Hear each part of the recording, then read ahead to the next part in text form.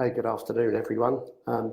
Dave Gammon here from Sixth Sense Business, and I just want to talk for a couple of minutes to you about employee engagement and specifically motivation of people.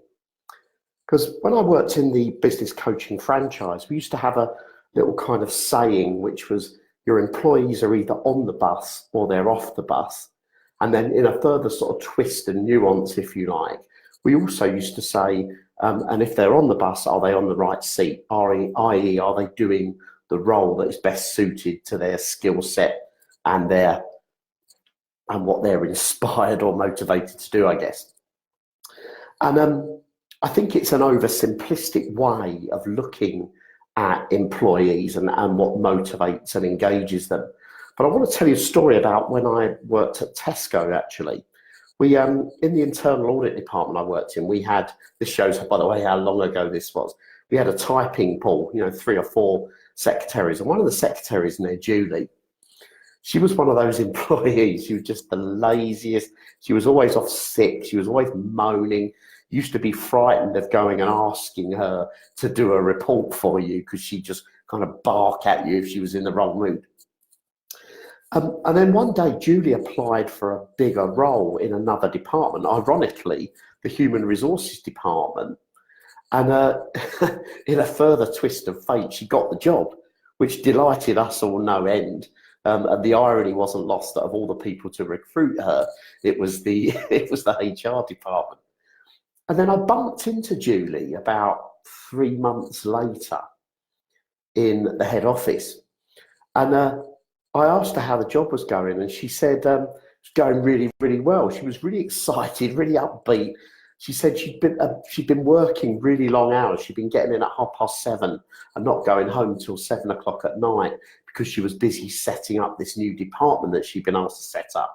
And it really surprised me to see just how motivated she was.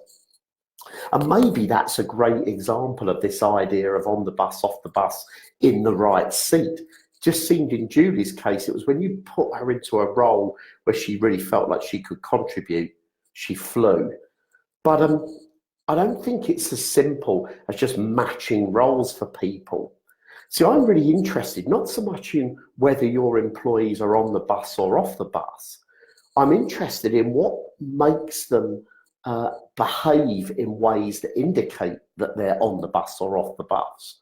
So if you like, what are the perspectives and the stories and the patterns that they are running that makes them show up in the way they show up, makes them show up either inspired and motivated or demotivated? Because my sense is we're running into a point in the UK in the next decade or so where good people are going to be in short supply for a number of reasons, which I won't go into here. But so therefore, I think when we've got an employee who we think has potential, but just doesn't seem to be showing up that way, or actually, even if we've got some employees who don't seem to show any good attitude or any good potential, we owe them the challenging conversation.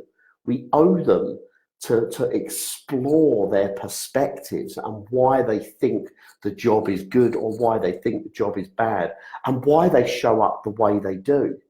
Because if that conversation is done in the right way, it has the potential to shift their perspective and allow them to effortlessly create whole new levels of high performance.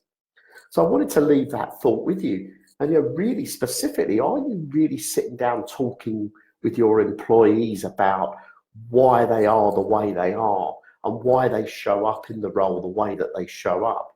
Because somewhere in that perspective is an opportunity for them to access higher performance simply by getting out of their own way a little bit and actually beginning to embrace what is asked of them in new and exciting ways.